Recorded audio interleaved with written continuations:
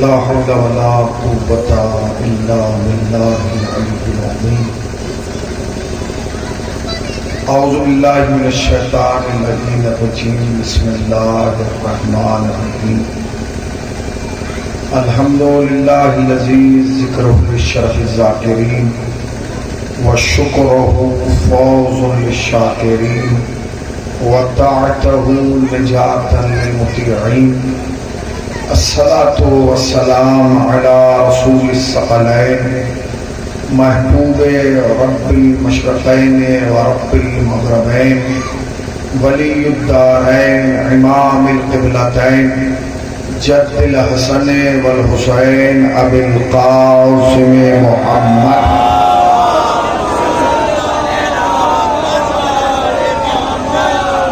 اما بعد فقد قال اللہ حق سبحانہ تبارک وتعالی وقوله الحق بسم اللہ الرحمن الرحیم الرحمن علم القرآن خلق الانسان علمہ البیان صلوات پڑھتے پر محمد والا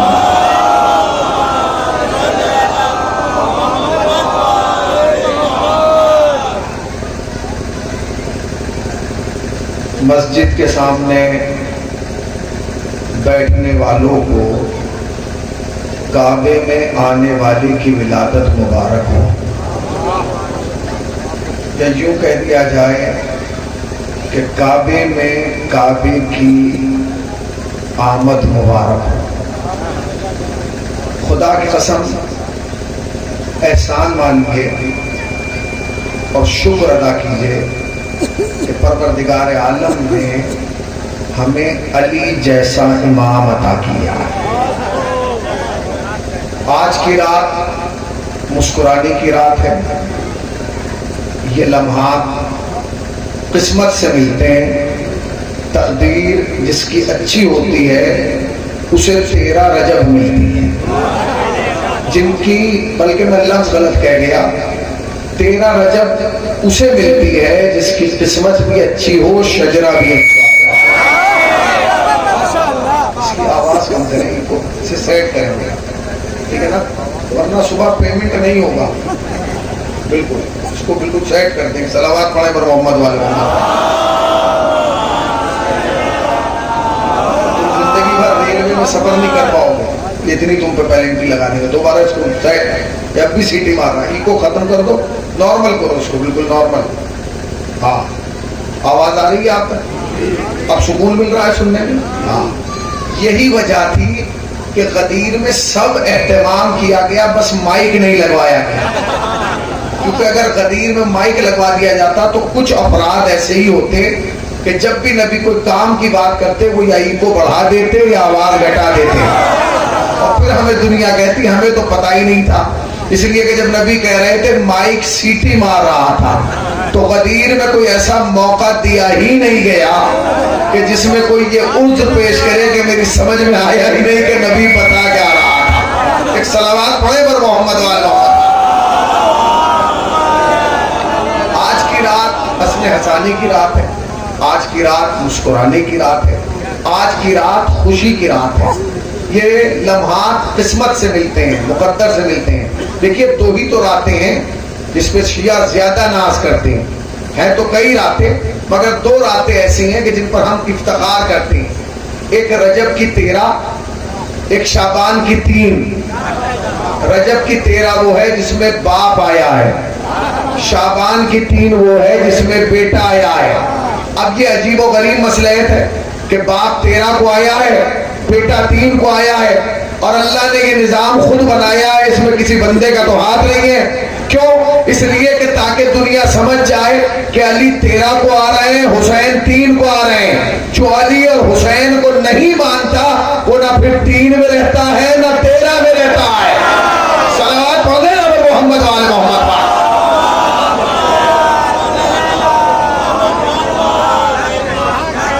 تو یہ آیت کریمہ دنیا یہ کہتی ہے کہ ہمیں ہر چیز قرآن سے دکھائیے، ہوتا ہے ہمیں ہر چیز قرآن سے دکھائیے۔ قرآن میں ہوگا تو مانیں گے، ٹھیک ہے بھائی، قرآن میں ہوگا تو مانیں گے۔ تو ہم بھی بہت ساری چیزیں کہتے ہیں کہ ہمیں بھی آپ قرآن میں دکھائیے. آپ علی کو قرآن میں دیکھنا چاہتے ہیں تو میں دکھاتا ہوں. یہ آیت کریمہ جس کو میں نے تلاوت کیا ہے سورہ مبارکہ رحمان کی ابتدائی آیات ہیں.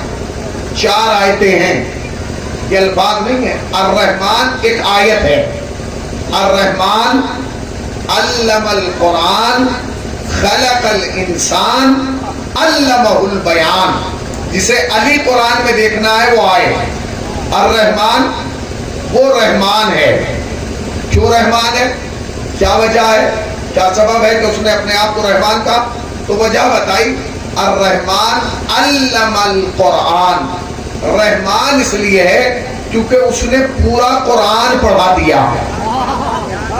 ابھی علی آپ کو سمجھ میں نہیں آئے گا. کیا کہا؟ وہ رحمان ہے. کون؟ پروردگار نے اپنے آپ کو رحمان کہا. بتایا کہ میں رحمان ہوں. کیوں رحمان ہوں؟ کیونکہ میں نے قرآن پڑھا دیا. ابھی علی سمجھ میں نہیں آئے گا. اگلی آیت سنیے گا. الرحمن علم القرآن خلق الانسان. پھر انسان کو پیدا کیا. پھر انسان کو پیدا کیا. علمہ البیان. پھر بیان کی طاقت دی. 3 پوسٹیں. انہیں آپ سمجھ گئے تو سمجھ جائیں گے کہ میں کہنا کیا چاہتا.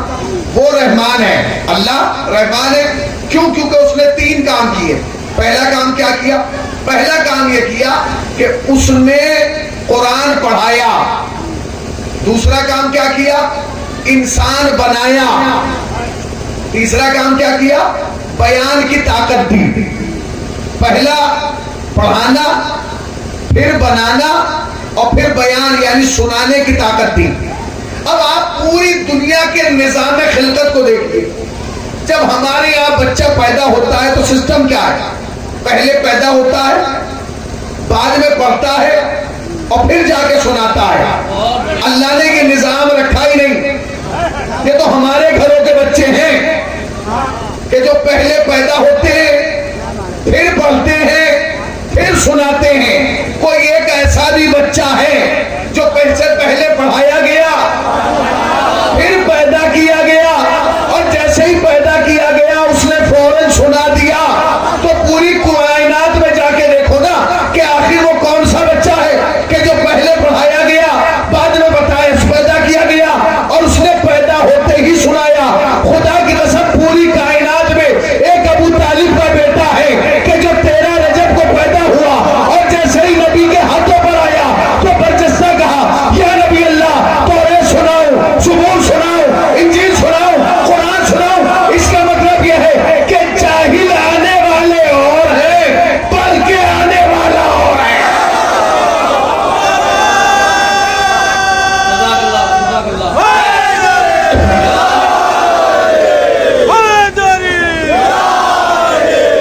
پروردگار عالم نے نظام رکھا ہے کہ پوری کائنات میں جو جاہل آئے گی آ کے پڑھے گی پھر سنائے گی.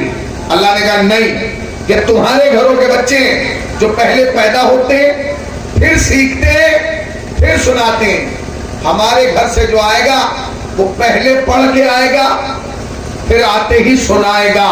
اس کا مطلب یہ کہ ہمارے گھروں کے بچے اور ہیں، ابو طالب کا بیٹا اور ہے. قرآن سنایا، قرآن سنایا، توریت سنائی، زبور سنائی، انجیل سنائی. یہ کمال نہیں تھا کیونکہ یہ تو آنے سے پہلے آ چکی تھیں.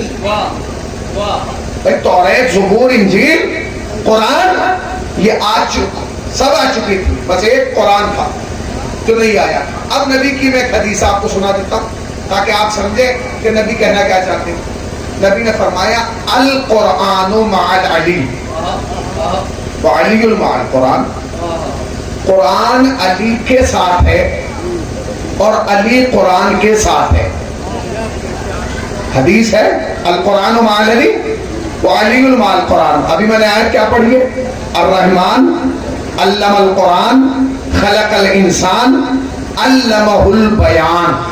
اب سنیے گا نبی نے فرمایا کہ قرآن علی کے ساتھ ہے، علی قرآن کے ساتھ ہے. دیکھیے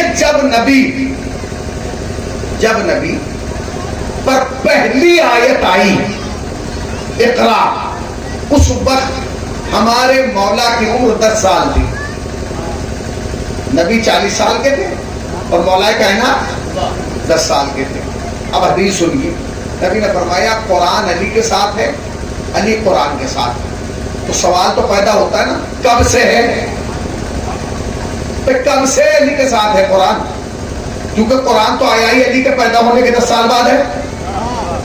ذرا جاگے نہیں آپ بھائی، نبی فرما رہے ہیں قرآن علی کے ساتھ ہے، علی قرآن کے ساتھ ہے۔ میں مثال دوں، مثلا میں آیا یہاں، میں نے کہا طالب بھائی میرے ساتھ ہے، میں طالب بھائی کے ساتھ ہوں۔ تو لوگوں نے کہا ہاں ٹھیک ہے، کیونکہ اب آپ ساتھ میں ہیں، آئے ہیں 20 منٹ پہلے، تو جب سے آئے تبھی سے تو ساتھ ہوگا۔ بہت بڑھیا، بہت اب نبی فرما رہے ہیں کہ قرآن علی کے ساتھ ہے، علی قرآن کے ساتھ ہے، تو دنیا پر واجب ہے کہ تحقیق کرے کہ کب سے ہے۔ اس لیے کہ قرآن تو خود اس وقت نبی پر آیا جب نبی 40 سال کے تھے، علی 10 سال کے تھے، تو ہم کیا اس وقت سے مانے کہ جب علی 10 سال کے تھے، کہ جب علی 10 سال کے ہوئے تب قرآن ساتھ ہوا؟ نہیں، قرآن ان کے ساتھ 10 سال بعد ہوا، کہ جو اس وقت سمجھے کہ یہ قرآن ہے، مگر علی نے پیدا ہوتے ہی قرآن کی تلاوت کر کے بتایا میں یہاں آ کے قرآن کے ساتھ نہیں ہوں، میں وہیں سے قرآن کے ساتھ آیا ہوں۔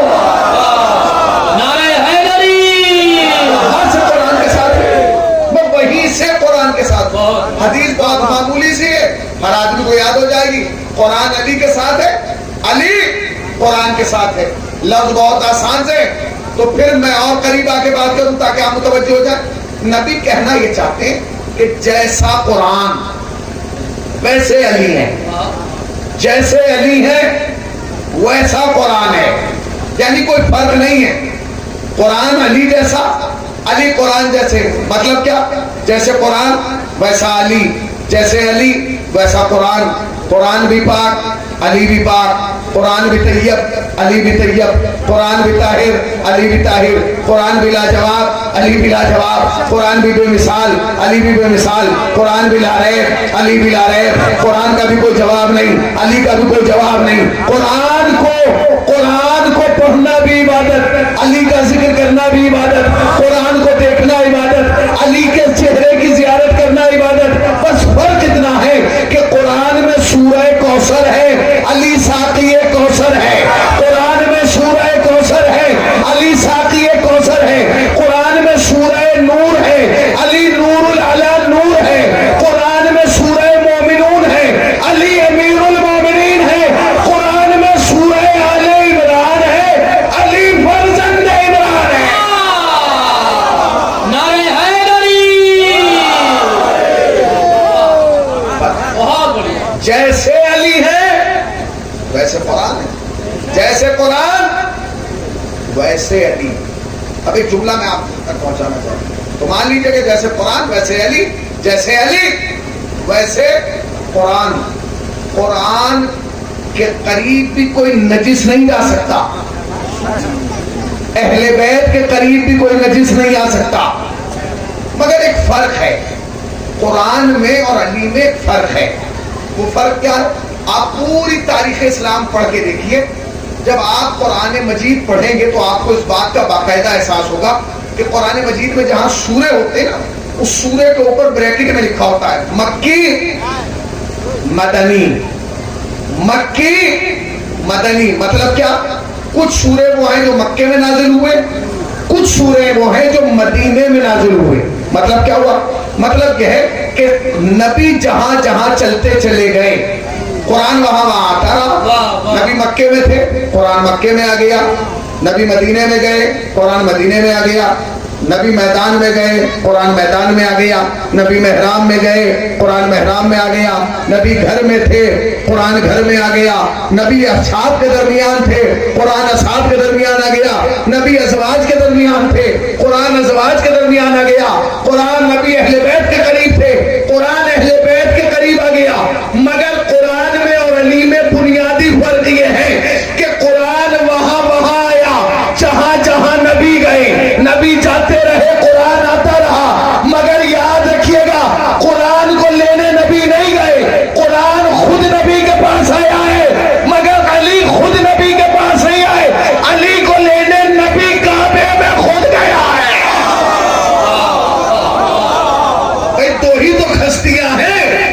दो ही तो हस्तियां हैं जिन्हें नबी लेने के लिए गए हैं, या अली को या फातिमा को। वाह फातिमा को अर्श पर लेने गए, अली को काबे में लेने गए।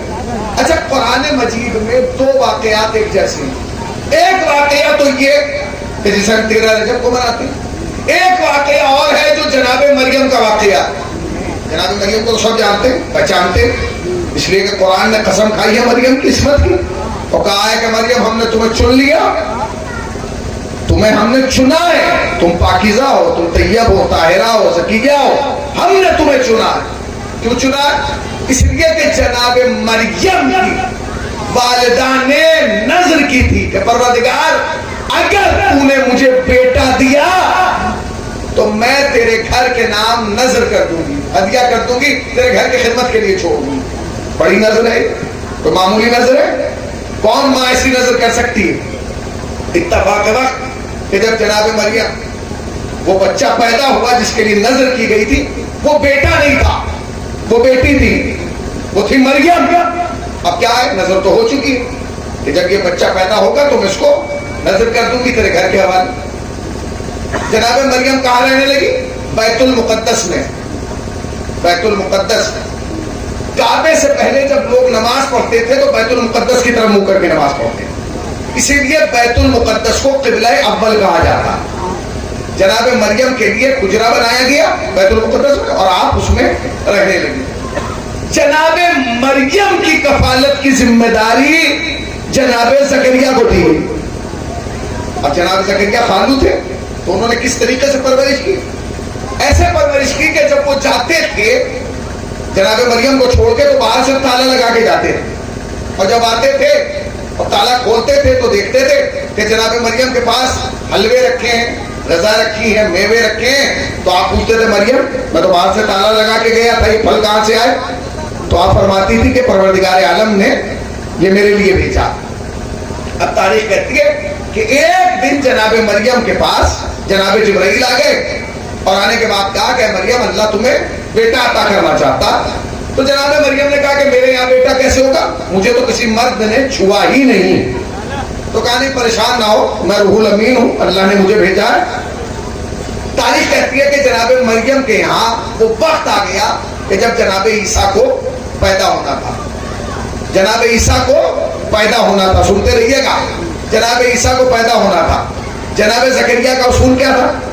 जब जाते थे तो बाहर से ताला लगा के जाते थे, यानी दरवाजा बंद करके जाते थे जनाब ज़करिया। अब जनाब मरियम कहाँ है?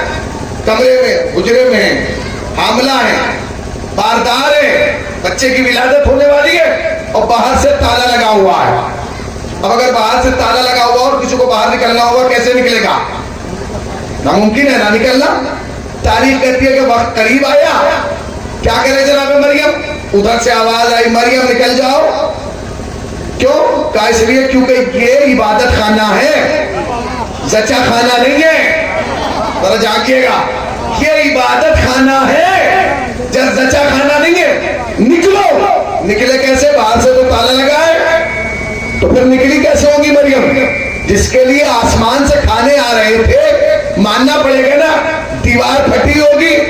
मरियम बाहर आई, चली गई, खुदा के हुक्म ने जहां वही की थी वहां जाके ईसा की विलादत हुई। अब आपने जहन में बिठा लिया कि मरियम के लिए दीवार फटी, मरियम बाहर निकली, मरियम के लिए दीवार फटी, मरियम बाहर निकली, मरियम के लिए दीवार फटी, मरियम बाहर निकली, मरियम के लिए दीवार फटी, मरियम बाहर निकली, मरियम के लिए दीवार फटी, मरियम बाहर निकली।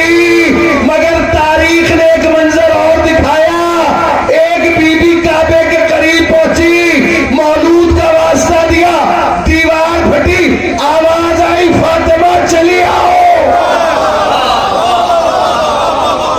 आओ चली आओ। तो दोनों बीबियां हैं भाई, दोनों बीबियां हैं, मगर दोनों में फर्क है, दोनों के लिए दीवार फटी। एक को बुलाया गया, एक को जरा बोलिए निकाला गया। एक को बुला रहा है, एक को निकाल रहा है। कमाल है, एक को बुला क्यों रहा है, एक को निकाल क्या रहा है? दोनों तेरे घर हैं, बैतुल मुकद्दस भी तेरा घर, काबा भी तेरा घर, تو یا تو دونوں کو بلا یا دونوں کو نکال. اللہ نے کہا تم جانتے نہیں، میں عیسیٰ کے ماننے والوں کو بھی دیکھ رہا ہوں، علی کے ماننے والوں کو بھی دیکھ رہا ہوں. اگر عیسیٰ بیت المقدس میں پیدا ہو گیا تو ان کا دعویٰ یہ ہوگا کہ یہ خدا کا بیٹا ہے، اس لیے خدا کے گھر میں آیا ہے. میں اسے باہر پیدا کر کے بتانا چاہتا ہوں یہ خدا کا بیٹا نہیں. کہ تو پھر علی کو کیوں پیدا کرایا؟ کہ علی کے ماننے والوں میں خالی شیعہ نہیں ہے، نصیری بھی ہے جو خدا مانیں گے. میں پیدا کر کے گھر میں بتاؤں گا، آؤ دیکھو جو پیدا ہو وہ خدا نہیں ہوتا، پیدا ہو رہا ہے وہ خدا نہیں. تو یاد رکھے گا نصیریت کا شیعت سے کوئی تعلق نہ تھا، نہ ہے، نہ رہے گا. ایک جملہ کہنا چاہتا ہوں، ہمارا نصیریت سے کوئی تعلق نہ تھا، نہ ہے، نہ ہوگا. نصیری جہنمی تھا، جہنمی ہے اور جہنمی رہے گا. علی کو خدا ماننا کمال نہیں ہے،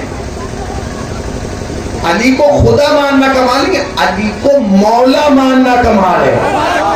مولا فرماتے ہیں کہ وہ لوگ جو میرے سلسلے میں آگے بڑھ گئے وہ بھی جہنمی، جو پیچھے رہ گئے وہ بھی جہنمی. میں 2 مصرے پڑھنا چاہتا ہوں، ابھی اشعار کا سلسلہ شروع ہوگا. 2 مصرے میں نے اپنی زندگی میں اس سے خوبصورت اور وزنی اشعار سنے نہیں. 2 مصرے بس 2. ان 2 کا وزن آپ دیکھیے گا اور پھر اندازہ لگائیے گا. لوگ کہتے ہیں کہ خدا مان لیا گیا. جو 13 رجب کو پیدا ہو رہا ہے، جو پیدا ہو وہ خدا نہیں ہے. اچھا کمال یہ کہ علی کا تو کمال یہ کہ علی آئے بھی مسجد کعبے میں اور گئے بھی مسجد سے.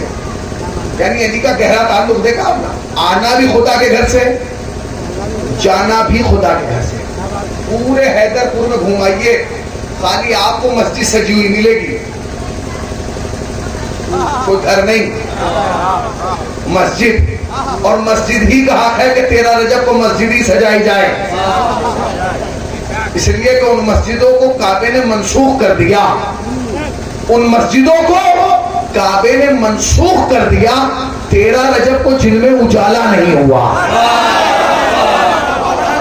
ان مسجدوں کو کعبے نے منسوخ کر دیا جن مسجدوں میں 13 رجب کو چراغا نہیں ہوا، 13 رجب کو جن میں چراغا نہیں ہوا. 2 مصرے کہے کسی نے، عجیب و غریب مصرے ہیں. 2 مصرے سنیے آپ، دیکھیے گا تعلیم دار صاحبان نظر لوگ موجود ہیں. مولانا غدیری صاحب کے لیے دعا کیجیے تو خدا انہیں شفائے کاملہ اور صحت عاجلہ عنایت فرمائے. 2 مصرے شاعر کہتا ہے ہمیں یعنی شیعوں کو آپ اپنے اطراف میں نگاہ کریں، آپ اپنے اطراف میں جس سماج میں ہم رہ رہے ہیں اس پہ نگاہ کریں. آپ کو گائے کی پوجا کرنے والے ملیں گے، آپ کو درخت کی پوجا کرنے والے ملیں گے، آپ کو بڑ اور پیپل کی پوجا کرنے والے ملیں گے، آپ کو دریا اور سمندروں کی پوجا کرنے والے ملیں گے، آپ کو سورج کی پوجا کرنے والے ملیں گے. ٹھیک ہے نا؟ یہ سب دیکھ لیا آپ نے. علی کے اختیارات کیا ہیں؟ چاہیں تو سورج پلٹا دیں، چاہیں تو دریا میں راستہ بنا دیں، چاہیں تو درخت کو اشارہ کر کے بلا لیں. یہ سمجھ گئے؟ اب ان سب کو خدا مانا جا رہا ہے. اب شاعر شعر کہتا ہے، 2 مصرے سنیے گا. شاعر کہتا ہے کہ ہمیں عقیدہ وحدت کی داد دی جائے. بہت بڑھیا، بہت بڑھیا. شعر کی کیفیت کو سمجھیے. ہمیں عقیدہ وحدت کی داد دی جائے. پھر سن لیجیے، ہمیں عقیدہ وحدت کی داد دی جائے. وحدت سمجھ گئے؟ توحید. خدا کیا ہے؟ واحد ہے. قل هو اللہ احد. اللہ کیا ہے؟ واحد ہے. عقیدہ وحدت یعنی عقیدہ توحید، اللہ کو ماننے کی ہمیں داد دی جائے. سبحان اللہ کہا جائے کہ تم اللہ کو مانتے ہو. کیوں؟ اب اگلا مصرع سنیے گا اور مجھے لگنا چاہیے کہ مصرع آپ تک پہنچ گیا. شاعر کہتا ہے ہمیں عقیدہ وحدت کی داد دی جائے. کیوں دی جائے بھائی؟ کیا سبب ہے؟ کیا علت ہے؟ کیا ریزن ہے کہ آپ کو داد دی جائے؟ مانتے تو اور بھی فرقے جو ہیں، حنفی بھی مانتے ہیں اللہ کو، مالکی بھی مانتے ہیں اللہ کو، شافعی بھی مانتے ہیں اللہ کو، حنبلی بھی مانتے ہیں اللہ کو، قادری بھی مانتے ہیں اللہ کو، جیلانی بھی مانتے ہیں اللہ کو. مگر آپ میں ایسے کون سے فرقات کے پاس پڑے کہ آپ اللہ کو مان رہے ہیں تو داد دی جائے؟ تو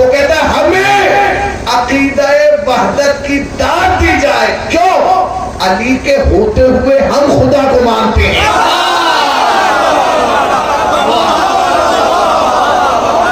نعرہ حیدری. ہمیں عقیدہ وحدت کی دعوت دی جائے. علی کے ہوتے ہوئے ہم خدا کو مانتے ہیں. ہم خدا کو مان رہے ہیں. یہ کمال ہے. لوگوں نے تو درختوں کو خدا مان لیا, سمندروں کو خدا مان لیا, ستاروں کو خدا مان لیا. ہمیں دیکھو کہ ہمارے پاس وہ ہے. تم تو سورج کو خدا مانے پڑے ہو, تم تو سورج کی پوجا کر رہے ہو, تم تو سوریہ نمسکار کر رہے ہو. ہمارے پاس وہ ہے کہ سورج کو انگلی سے چلا رہا, مگر ہم خدا نہیں مان رہے. تم تو ستاروں سے اپنی قسمتیں تلاش کر رہے ہو کہ کون سا ستارہ کہاں ہے, کون سا ستارہ کس وقت کہاں سے حرکت کر رہا. ہمیں دیکھو کہ ہمارے پاس وہ ہے جو ستارے کو دروازے پہ بلا رہا ہے, مگر ہم خدا نہیں مان رہے. کیوں؟ کیونکہ ہمارا معلم توحید علی ہے. ہمارا معلم توحید علی ہے. ہم وہ مانیں گے جو اللہ کہے گا. تو جا کے پوچھو اللہ سے, کہنی کیا ہے؟ کیا ہے؟ امام ہے, رہبر ہے, قائد ہے, رہنما ہے, پیشوا ہے, عادی ہے. یہ سب جملے تو ہمارے لیے ہیں. یہ سارے جملے تو ہمارے لیے ہیں. علی ہمارے لیے رہبر بن کے آئے, ہمارے لیے قائد بن کے آئے, ہمارے لیے رہنما اور پیشوا اور ہادی بن کے آئے. مگر علی کا اللہ سے کیا تعلق ہے؟ علی کی ذات سے اللہ کو کیا فائدہ ہے؟ کیا فائدہ ہے؟ جانتے ہیں فائدہ کیا ہے؟ میں بتاؤں گا کہ فائدہ کیا ہے.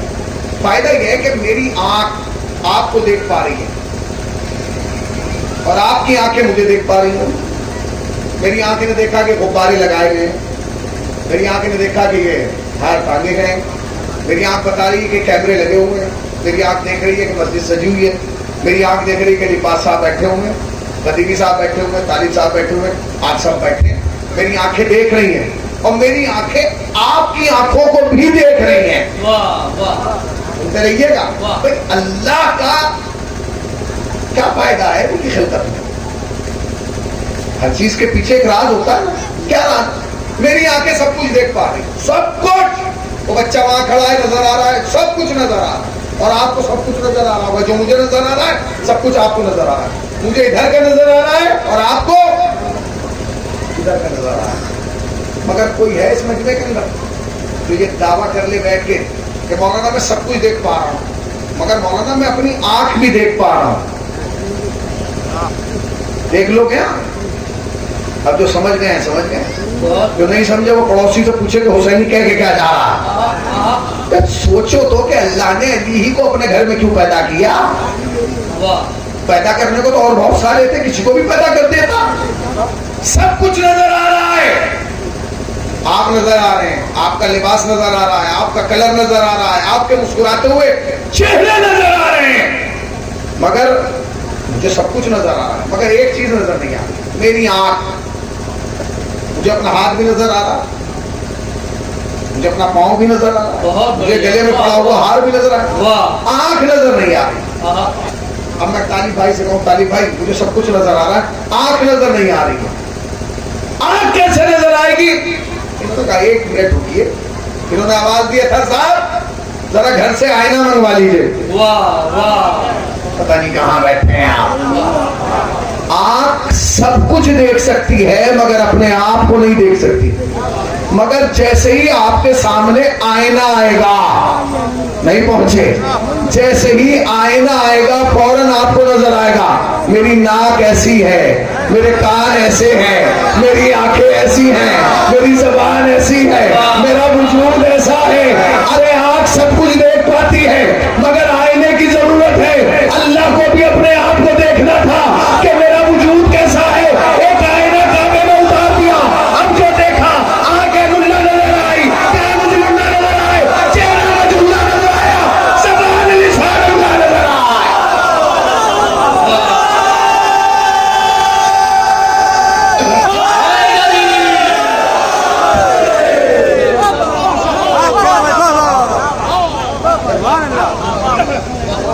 اس کا مطلب یہ ہے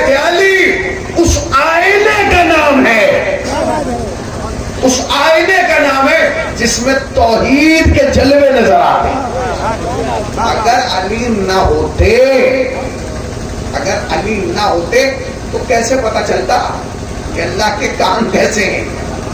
علی کے کان دیکھو تو اللہ کے کان نظر آئیں گے. علی کے ہاتھ دیکھو تو اللہ کے ہاتھ نظر آئیں گے. نہیں پہنچے آپ اور قریب آ جاؤ. علی کی آنکھیں دیکھو تو اللہ کی آنکھیں نظر آئیں گی. علی کے دوست دیکھو تو اللہ کے دوست سمجھ میں آئیں گے. اور علی کے دشمن دیکھو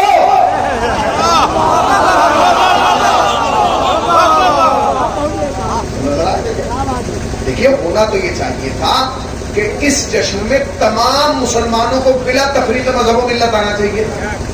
شیعہ سنی حنفی مالکی سب کو آنا چاہیے تھا. بہت بڑھیا. میری تقریر کا سب سے اہم ٹکڑا آ گیا ہے. سن لیجیے گا بس. دیکھیے مسلمان کسے مانتے ہیں؟ سب سے پہلے مسلمان مانتے ہیں قرآن کو, اللہ, رسول, قرآن. یہ جو مانتے ہیں بتائیے گا. اگر میں غلط کہہ رہا ہوں تو بتائیے گا میں غلط کہہ رہا ہوں. ایک صلوات پڑھیں پر محمد والے محمد. ساون بھائی آپ اوپر آئیے. آپ کو برسنا ہے, ساون کو برسنا ہے. ہمیشہ ساون اوپر ہی سے برستا ہے. آپ آ جائیے اوپر. ایک صلوات پڑھیں پر محمد والے محمد.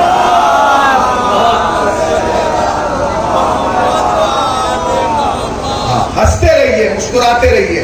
اور آج کی رات یہ دعا کیجئے اپنے ہاتھوں کو اٹھا کے. ہاتھ اٹھائیے اور یہ دعا کیجئے میرے ساتھ. سب مل کے ہاتھ اٹھائیں.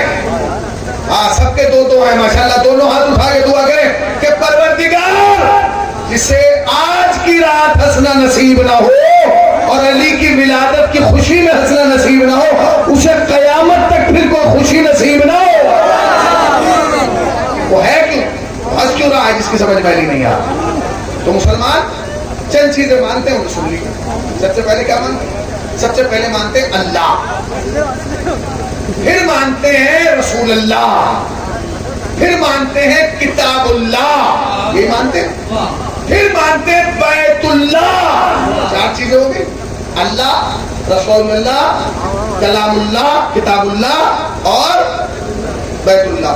اور اس کے بعد مسلمان مانتے ہیں کہ اس کو خلفاء کو, یعنی پہلے نمبر پہ حضرت ابوبکر, دوسرے نمبر پر حضرت عمر, تیسرے نمبر پر حضرت عثمان اور چوتھے نمبر پر امی عائشہ.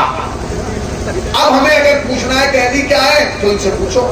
میں نے اللہ سے پوچھا علی کیا ہے, علی کیا ہے. قرآن سے پوچھو کہ علی کیا ہے, تو قرآن نے تو چھوٹا سا جواب دیا. کہنے لگے امام مبین علی ہیں. امام مبین علی ہیں. قرآن نے بتایا, اللہ نے بتایا کہ امام مبین کیا ہے, علی ہے. اللہ سے پوچھا گیا اور علی کیا ہے, کہنے لگے عین اللہ علی ہے, لسان اللہ علی ہے, اذن اللہ علی ہے, وجہ اللہ علی ہے. میں نے کہا کہ ٹھیک ہے. میں نے رسول اللہ سے پوچھا کہ اللہ نے تو بتا دیا کہ علی کیا ہے, اب آپ بھی بتائیے کہ علی کیا ہے. نبی نے آہستہ سے جواب دیا. کہنے لگے نفس رسول علی ہے. ایک صلوات پڑھے پر محمد والے محمد. سنتے رہیے, بس بات ختم ہو گئی. اور اس کے بعد شاید آخری جملہ کہہ رہا ہوں اور پھر تقریر یہیں سے ختم ہو رہی ہے. سنتے رہیے گا. اللہ سے پوچھا گیا کہ علی کیا ہے. اللہ نے کہا عین اللہ علی, لسان اللہ علی, اذن اللہ علی, سب کچھ علی ہے کہ نہیں. رسول اللہ سے پوچھا گیا علی کیا ہے, تو کہنے لگے نفس رسول علی ہے, داماد رسول علی ہے, برادر رسول علی ہے. علی ہے کیا نہیں ہے, رسول اللہ نے بھی بتا دیا.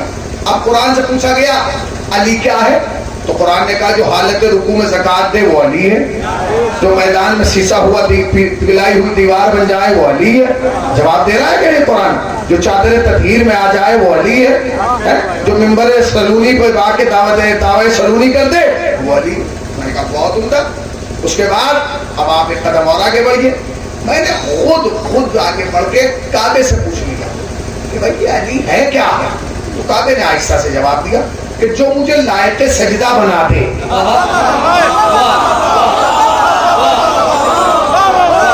جو مجھے لائق سجدہ بنا دے وہ علی ہے. میں نے کہا کیا کہنے, ہر آدمی بتا رہا ہے میں یہ ہوں میں وہ ہوں میں وہ ہوں. اچھا پھر میں نے حضرت ابو بکر سے پوچھا کیونکہ پہلے خلیفہ ہیں کہ آپ بتائیے کہ علی کیا ہے. تو انہوں نے تو منبر پہ کہا. جب خلافت ملی تو حضرت ابو بکر نے فرمایا برادران اہل سنت کی کتابوں میں جا کے دیکھ لیجیے گا, یقین نہ ہے میں بھی آپ کو دکھا دوں گا, PDF فائل میرے پاس موجود ہے. حضرت ابو بکر کو جب منبر پر بٹھایا گیا اور خلافت دی گئی تو انہوں نے کہا مجھے چھوڑ دو, میں تو تم ہی جیسا ہوں, علی کے پیچھے جاؤ اس لیے کہ علی ہم سب سے بہتر ہے.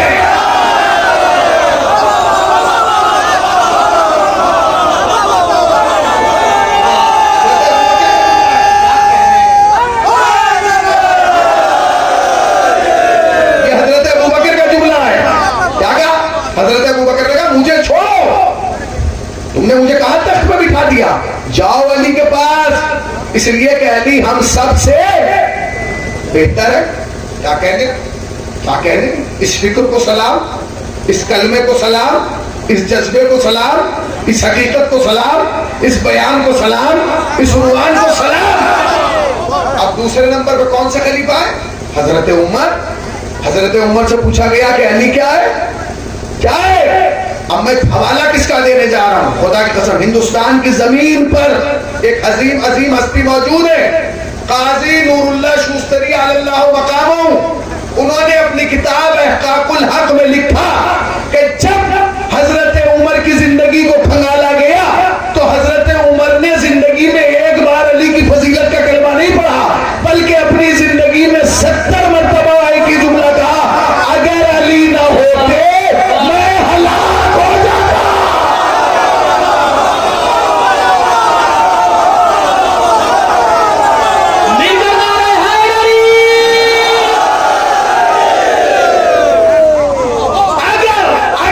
اگر علی نہ ہوتے, دیکھیے میں نے پہلے خلیفہ کا بھی جملہ سنایا ہے, میں نے دوسرے خلیفہ کا بھی جملہ سنایا, اب میں عربی متن بھی آپ کو سنا دوں. جو حضرت عمر نے جملہ کہا ہے وہ عربی متن کیا ہے؟ فرمایا لولا علی لہلک عمر, اگر علی نہ ہوتے تو عمر ہلاک ہو جاتا. قاضی نور اللہ شوستری فرماتے ہیں کہ حضرت عمر نے زندگی میں 70 مرتبہ کہا لولا لولا لولا لولا لولا لولا. ہمیں افسوس کو اسی بات کا 70 مرتبہ لولا کہا, ایک بار مولا نہیں کہا.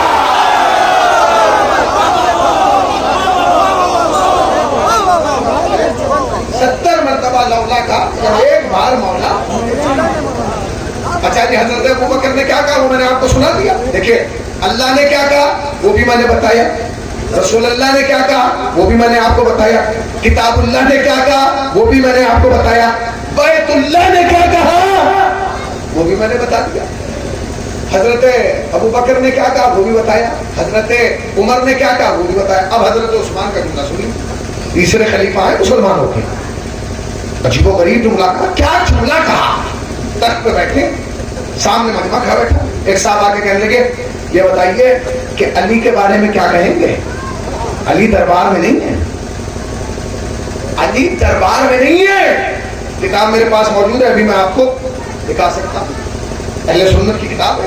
ایک شخص کھڑا ہوا اور حضرت عثمان سے کہنے لگا کہ بتائیے کہ آپ کا کیا نظریہ ہے, آپ علی کے بارے میں کیا کہنا چاہتے ہیں.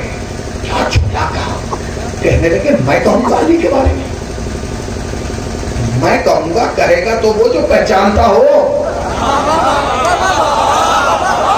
کے واسطے ذرا جاگو, میں کہوں گا کہے گا تو وہ جو پہچانتا ہو. علی کے لیے تو نبی نے خود کہہ دیا کہ علی تجھے تو کوئی جانتا ہی نہیں, پوری کائنات میں بس تو ہیں جو تجھے پہچانتے, یا وہ جانتا ہے.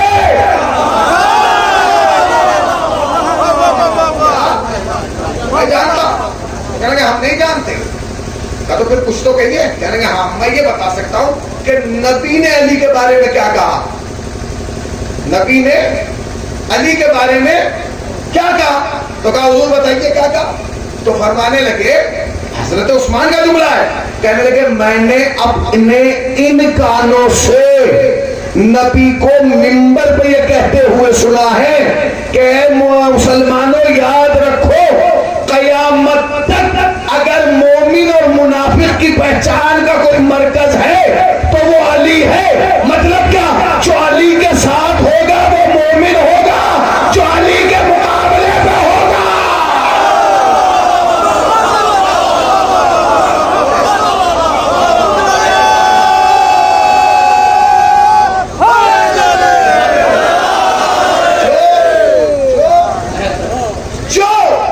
جملے سن لیے آپ نے؟ جملے سن لیے آپ نے؟ سنا جملہ آپ نے؟ حضرت عمر کا بھی جملہ ہے، حضرت ابو بکر کا بھی جملہ ہے، حضرت عثمان کا بھی جملہ ہے. اب امی عائشہ کا جملہ اور سن لیجیے. یہ بھی کتاب اہل سنت میں موجود ہے، کہا کہ آپ دیکھ لیجیے. امی عائشہ سے پوچھا گیا علی کے بارے میں کیا کہیں گی؟ کیا کہیں گی؟ امی عائشہ سے پوچھا گیا کہ آپ مولا کائنات کے بارے میں کیا کہیں گی؟ کہنے لگی میں کچھ نہیں کہوں گی. پھر آپ کہیں نہیں کہیں گے تو کیسے چلے گا؟ اس لیے کہ آپ مسلمانوں کی ماں ہیں، آپ جو بولیں گی تاریخ بنے گی. کہنے لگی میں نہیں پوچھوں، میرے والد نے یعنی حضرت ابو بکر نے میرے سامنے ایک واقعہ گزارا، وہ گزرا وہ میں بیان کرتی ہوں. کیا میں بھی بیٹھی تھی، میرے بابا بھی آ کے بیٹھ گئے یعنی حضرت ابو بکر، سامنے سے علی آ گئے. میرے بابا مجھ سے باتیں کر رہے تھے مگر چہرہ میرا ہی دیکھ رہے تھے. مگر جب علی آ گئے نا تو علی جیسے ہی آگے بیٹھے تو میرے باپ نے علی کے آتے ہی میری طرف دیکھنا بند کر دیا، علی کو دیکھنا شروع کر دیا. باتیں مجھ سے کر رہے ہیں، چہرہ علی کا دیکھ رہے ہیں. باتیں مجھ سے کر رہے ہیں، چہرہ علی کا دیکھ رہے ہیں. باتیں مجھ سے کر رہے ہیں، چہرہ علی کا دیکھ رہے ہیں. میں نے کہا بابا یہ کیا بات ہے؟ بات مجھ سے کر رہے ہیں، چہرہ مجھے میرا بھی دیکھو. کہ بیٹے تجھے نہیں پتا تیرا چہرہ دیکھنا عبادت نہیں ہے، مگر میں نے نبی سے سنا ہے علی کے چہرے کا دیکھنا.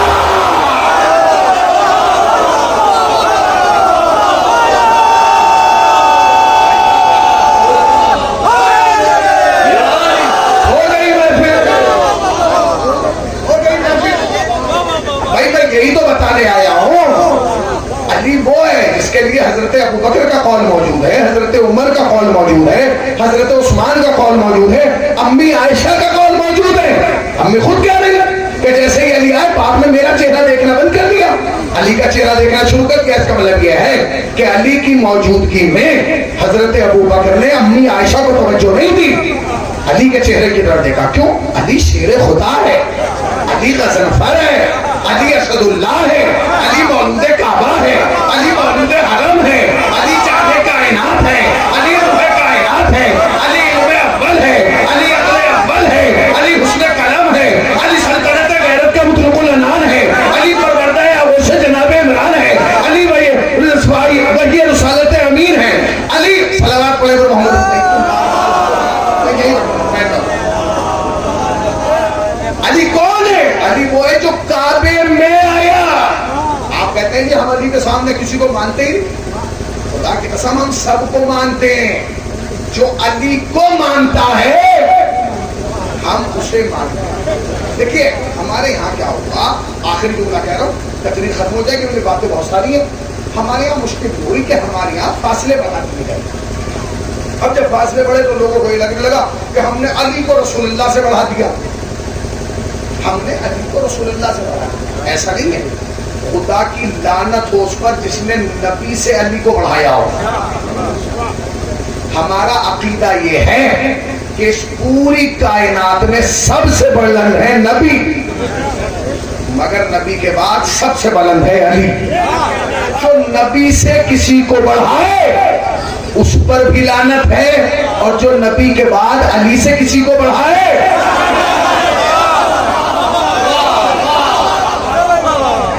اس پر بھی لعنت ہے، اس پر بھی لعنت ہے کہ نہیں؟ اب سنتے رہیے کہ لعنت کا مستحق ہے کہ نہیں. آخری بات لوگ کہتے ہیں ہم نے نبی علی کو بڑھا دیا، نبی کو گھٹا دیا. غلط. تمہاری مشکل یہ ہے کہ تم نے نبی کو تو سنا ہے مولوی صاحب سے، تم نے نبی کے جتنے فضائل سنے وہ مولوی صاحب سے سنے، تو جتنا بڑا مولوی صاحب کا دماغ تھا اتنا بڑا نبی تمہیں بتا دیا گیا. ہم نے علی سنا ہے نبی سے، ہم نے علی سنا ہے نبی سے. نتیجہ یہ نکلا کہ جب ہم نے نبی کے علی کے سامنے مولوی صاحب کا نبی رکھا تو قدر میں بلند نکلا، فضیلتوں میں بلند نکلا، عظمتوں میں بلند نکلا. ورنہ ایسا نہیں ہے. ہم ہر اس شخصیت کا احترام کرتے کہ جو علی کا احترام کرتا ہے. وہ مصرے پڑھ رہا ہوں، اس مصرے کے بعد تقریر ختم ہو جائے. آخری فقرہ یعنی تقریر ختم. ہمارے یہاں نزدیک میں ایک جگہ ہے دیوبند. دیوبند देवबंद में काफी शोहरा गुजरे, उमर दराज देवबंदी वाह गुजरे कि नहीं, बड़ा मशहूर था, मनकबत की दुनिया में बड़ा नाम कमाया। उमर दराज देवबंदी थे, उमर जख्मी थे, ये सब आया करते थे और हजरत अली के फजाइल पढ़ते थे और कौम सुनती थी। आज भी महबूब अंसारी आते कि नहीं, शब्बीर अली वारसी आते कि नहीं, सब आते पढ़ते, हम सब सुनते, सुनना भी चाहिए, इसलिए कि हम ये नहीं देखते कि कौन कह रहा है, हम ये देखते हैं कि क्या कह रहा है। तो होता क्या था, होता ये था कि जब भी महफिल होती थी इन लोगों को बुला लिया जाता था, ए भाई आइए अली के फजाइल पढ़ दीजिए। तो वो देवबंद से आते थे, आके अपना कलाम सुनाते थे, दाद लेते थे और चले जाते थे। चलने लगा। अब क्या होता है, ऐसा होता है कि हर समाज में 2-4 आदमी ऐसे होते हैं, क्या तुम पागल हो गए, तुम शियों को बुलाने पे चले जाते हो, तुम शिया बुलाते तुम चले जाते हो। कभी शियों को अपने यहाँ बुलाओ, देखते हैं आते हैं कि नहीं। उसने कहा कि ठीक है कोई बात नहीं। अब उनके यहाँ भी एक प्रोग्राम हो गया, फूल भी बिल्कुल उजले में आए हैं, महफिल शुरू हुई, फूल मुरझाना शुरू हो गए, ठीक है ना। अब सुनिएगा आप, अब बस आखिरी बात है भाई, पूरी तवज्जो, पूरी तवज्जो। अगर आप तक शेर पहुंच गया, सुबह तक नहीं अगले बरस तक ये 2 मिसरे याद रखेंगे, चैलेंज है मेरा। तो वहां एक शायर थे शिया लताफत साहब। लताफत साहब का उसूल क्या था, जब भी महफिल होती देवबंद फोन करते थे, आ जाओ, वो आते थे, महफिल पढ़ के चले जाते। अब एक प्रोग्राम देवबंद में रख दिया गया अजमत साहबा का। देवबंद वालों ने लताफत मियां को फोन किया, हाँ भाई आइए पढ़िए। अब क्या करें, अब तक तो उन्हें बुला रहे थे, वो आ रहे थे, हमने भी जाना है। अब ये जो वहां पहुंचे तो बहुत बड़ा पोस्टर पीछे लगा हुआ, अजमत साहबा कॉन्फ्रेंस। ये पहुंच गए। शिया तो शिया होता है, बैठ गए। नाजिम ने माहौल बनाया कि अब आपके दरमियान एक शिया शायर आ रहे हैं जो कलाम पढ़ेंगे और सुनाएंगे और आप महजूर होइएगा। लताफत मियां को मौका मिला, ये माइक पे आए और उन्होंने कहा कि हुजूर मेरे अंदर इतनी ताकत नहीं है कि मैं पूरा कलाम अजमत साहबा पे बयान करूं, 2 मिसरे पढ़ूंगा, बहुत बढ़िया, बस 2, तीसरा पढ़ूंगा ही नहीं। उन्होंने कहा कि बहुत उम्दा, क्या कहें। वो खड़े हुए और उन्होंने 2 मिसरे पढ़े। पहला मिसरा जबान से सुनिएगा, दूसरा मिसरा जब तक समझ में नहीं आएगा जब तक मुझे ना देख लेंगे, मुझे देखिए ताकि आप तक दूसरा मिसरा पहुंच जाए। उन्होंने खड़े होकर कहा, लोग असहाबे पैगंबर को बुरा कहते हैं, आपकी आह बहुत कम है, आपकी वाह भी कम है। कम से कम इस मस्जिद की दीवार के साए में बैठ के इतनी जोर से दुआ करें कि काबे की दीवार तक आवाज पहुंच जाए। अभी तो नहीं काबे ही में है, 16 ही को तो बाहर आएंगे। क्या कहा, अजीब गरीब जुमला कहा।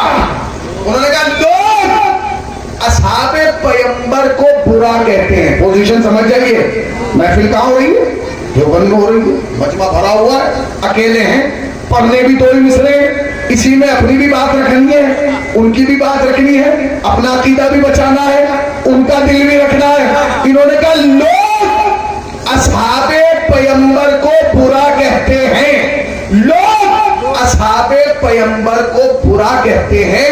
सच तो ये है कि बुरा एक ना था चारों में। कहते हैं भाई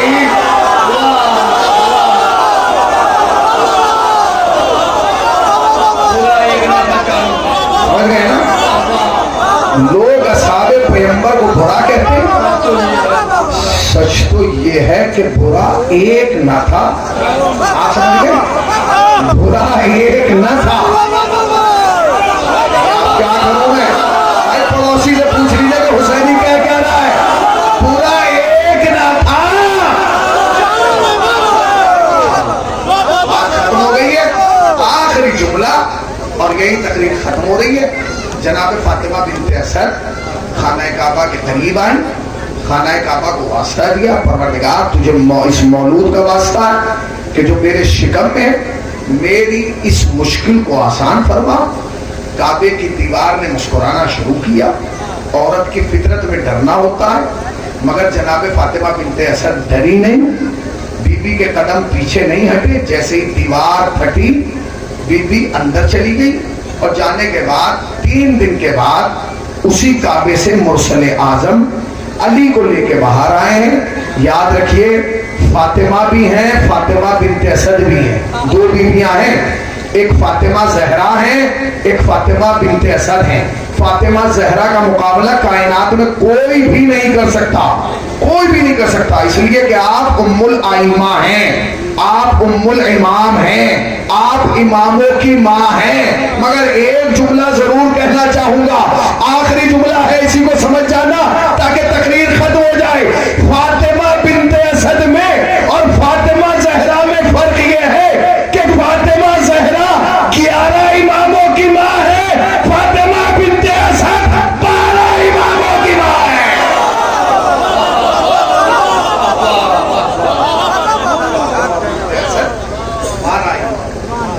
खुदाया तुझे उसी 12 इमामों की माँ के वजूद पाक का वास्ता, वजूद नाज़नीन का वास्ता, इन लोगों के इन मुस्कुराते हुए चेहरों पे तज़हूर इमाम इस हंसी को कायम और दायम फरमा।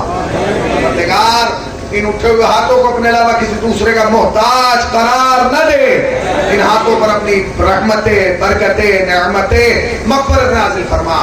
खुदाया इस बस्ती पर जिसने इस मौलूद के जिक्र को, खुदा की कसम ये भी कमाल है कि हैदरपुर में हैदर की विलादत का जश्न मनाया जा रहा है, इस मौलूद के वसीले से दुआ कर रहे हैं। ये जितने बैठे हैं ना, इन्हें मांगने का तरीका नहीं आता, तुझे अता का सलीका आता है। खुदाया इनके हाथों पर अपनी रहमतें, बरकतें, नेमतें, मग़फ़िरत नाज़िल फरमा। मेरे अल्लाह तुझे वास्ता मोहम्मद वाले मोहम्मद का, तुझे वास्ता अहले बैत अलैहिस्सलाम की अज़मतों का, तुझे वास्ता आज के इस मौलूद का, इस जश्न के हकीकी वारिस